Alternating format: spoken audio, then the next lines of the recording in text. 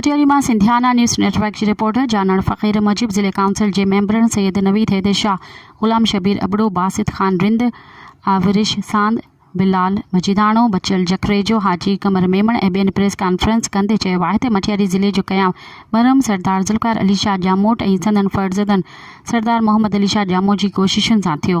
पोइ संदन दौरे इक़्तिदार में तमामु घणा मेगा प्रोजेक्ट ॾियण सां गॾोगॾु उन्हनि जी मालिकी पिणु कई।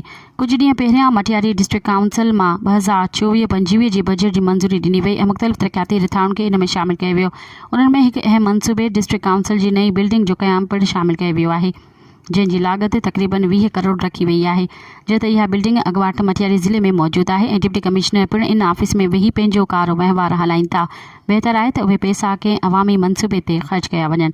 हुन चयो त इन रिथा ते जामोट हाउस के कुछ ख़दशात आहिनि किथे मटियारी ज़िले हेडक्वार्टर मां मुंतकिल करण जी साज़िश त न थी रही आहे।